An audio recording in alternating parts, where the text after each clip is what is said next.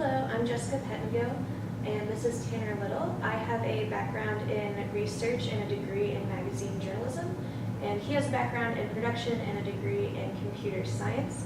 And we are the production team for Chalk It Up, a freshman common reader project created by the Center for Emerging Media Design and Development. So our project came from the basis of this problem statement, which was to create a transmedia experience centered around the freshman common reader that serves as an introduction to the book's larger theme and its relevance to participants' lives, while allowing audience autonomy over participation. And this problem statement stemmed from the problem space surrounding the Ball State freshman common reader. The first part of that problem space is that students don't read the freshman common reader book. In a sample group that we surveyed of about 50 current students, the majority of them did not read the freshman common reader book for their cohort. Additionally, we found that students also feel angered or disinterested by the mandatory labeling of other freshman common reader projects and activities. One student even went so far as to say, "Don't tell me what to read, this isn't high school." And the problem that these present is that the freshman common reader is a program underneath the Freshman Connection program at Ball State. And so it has this underlying goal of assisting the transition into the Ball State community for new students, and it's not achieving that underlying goal because of the previously mentioned issues. Through research and project ideation, we came to the following constraints that affect the scope of our project. First is time, both for the project build and for participants who may be interacting with our project. Second is budget, which affects the scale to which we can build such a project.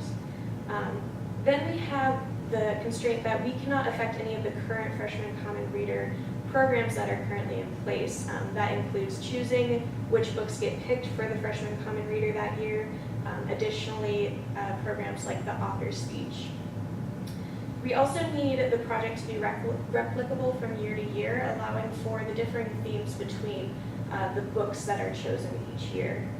It also must be transmedia, meaning it needs to implement both physical and digital aspects. And then we also wanted it to be inclusive of students who have not read the book. As we have seen in our research, the majority of students don't even read the book. And then finally, we didn't want participation for this project to be mandatory. And that stems from the misleading labeling from other freshman common reader programs. We wanted students to participate in the project of their own free will. And the framework which we built Chalk It Up off of is an enacting space that allows students to interact with large real-world themes through art, storytelling, competition, discussion, and community. And what we mean by enacting space is a space in which small localized incidents or micro-narratives contribute to a broadly defined goal or spatial story. And so a micro-narrative is individualized narratives and incidents that are contributed by participants. And a spatial story is a broadly defined goal or cohesive narrative that's built upon those smaller micro-narratives. For researching this problem space, we reviewed academic studies, conducted ethnographic and expert interviews, and completed group observations. We did this with the hope of answering these questions specifically. To what extent are students engaged with the freshman common reader as it currently exists? Why do students engage with optional, disincentivized activities? And how do students interact and form discussions with each other within a larger community context? In line with our research and internal review, we noted 3 key findings. These are a small subset of all of our key findings, but they are the most applicable to the SER and our problem space. First off, a theme or idea's relevance to the audience promotes community and participation. A senior speech pathology student reaffirms this notion by saying, "Focus gave me the opportunity to share my faith with others and create new friendships." Secondly, autonomy is important to member participation within an audience. Kelsey Timmerman, an author and former speaker of the FCR, says, "It's easier to engage an audience when it's less unimposed. You've got to read this book type approach." Our last key finding is specific to community and learning. 2 key objectives for a higher education institute. That is, conversation beyond reading and writing can affect community and learning. A Ball State senior reflects on this idea when discussing a previous FCR speaker, stating, "I love sports, and the story was about a man who overcame the odds and joined the wheelchair rugby league." These findings are important because a student's locus of control, or the extent to which individuals believe they control events affecting them, directly affected the success of students' college transitions. This was found in a 1989 study of Texas Tech's orientation program. In order to come to a creative solution of this problem space, we participated in the design thinking process. To start, we created 50 how might be questions to kickstart the brainstorm. We then created 30 ideas based on those specific ideas. After sharing our 30 ideas with one another, we performed anonymous voting to select the top 7. These ideas were evaluated on the basis of originality and feasibility. 3 ideas were immediately dismissed due to a failure to include a strictly transmedia element. Afterward, we took our top 4 ideas and created a prototyping packet to place in front of end users at a low fidelity level. 3 iterations of the final 4 prototypes were crafted at the mid fidelity level following this. This included taking the concepts off the page, so to speak, and interviewing participants. Ultimately, this prototyping led us to select our final project. Once again, this is titled Chalk It Up. Low fidelity prototyping brought forward some interesting observations. First, it became very clear that differing personalities prefer different social interactions. As such, creating autonomy within community proved important to us.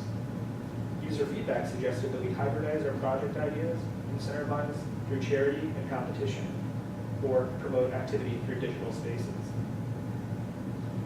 For mid-fidelity prototyping, we took our 3 novel ideas, including SCR Meets the Streets, an evocative space that will allow users to create their own art, Sculpture Plus You, an evocative space that will allow students to showcase themselves with sculpture and share it via social media for a larger message, and Cast Your Vote, a space featuring a politicized idea on which students could weigh in with their opinions and present them as both individual experiences as well as hybridized projects. Through observations and exit interviews, we gathered responses to the various projects. SCR Meets the Streets combined with Sculpture Plus You was received fairly well, but lacked a significant transmedia element. It did, however, present itself as a theme-specific and replicable experience. Cast Your Vote was received with mild skepticism, noting that it lacked incentive and that it could contribute to some confrontation among users.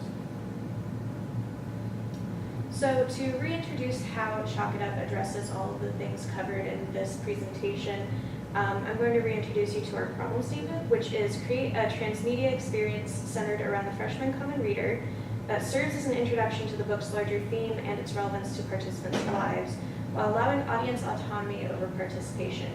Chalk It Up also addresses the key findings by relating the book's theme to the project audience, allowing autonomy in participation, and promoting conversation beyond the narrative of the book. And to restate the framework that we built Chalk It Up off of, it was built off of an enacting space that allows students to interact with large real-world themes through art, storytelling, competition, discussion, and community.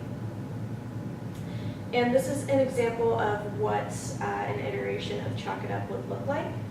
In a building on campus at Ball State University, an enacting interactive space will be constructed on a building wall.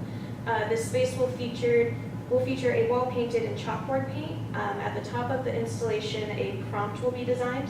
The prompt will be relevant to each year's freshman common reader book and is meant to be provocative. For example, for Funny and Farsi, a prompt could say, what is more important, staying true to your family's culture or learning about other cultures? And that's shown in the image on the screen. The wall will be divided into 2 sections with one answer on each side, and the prompt is meant to encourage the creation of art on the installation pertaining to the prompt that the student thinks is most relevant. So it's meant to encourage sort of dynamic views, maybe not so much conflicting views. Participants can interact with the project in 3 different ways. First, by creating art on the wall. Second, by sharing a written story relevant to the book's theme on the website. And third, by voting on the book's theme, also on the website, so voting on which prompt they think is most relevant. Next to the installation, there will be an informational poster shown here as an example. The poster will include an explanation of the project, its connection to the Freshman Common Reader program, the project's social media and website information, and then also rules for the competition. The project website will function as a hub for conversation sparked by the book and the installation. The website will feature a time lapse of the art installation as a landing page, And the website pages will feature social media threads, written story submissions, featured artists, a submissions page, a voting page, and general freshman common reader information. Students can vote for which side they think is most relevant on the project website in 3 ways. The first way is by drawing how their answer relates to them on the art installation and then submitting that on the website. The second is by writing their story behind their opinion through the website submission page. And then third is by voting on the project prompt through the website.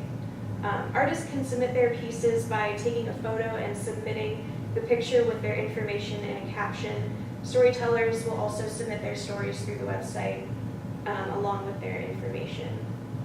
And to tie in the digital interaction with the physical interaction, at specific times a projector will display the written story submissions on the art wall itself. So at times when there is not art being displayed on that chalkboard wall, it'll still have a connection to the digital interaction. In a nutshell, that is Chalk It Up. If you have any further questions, please contact the Center for Emerging Media Design and Development, and thanks.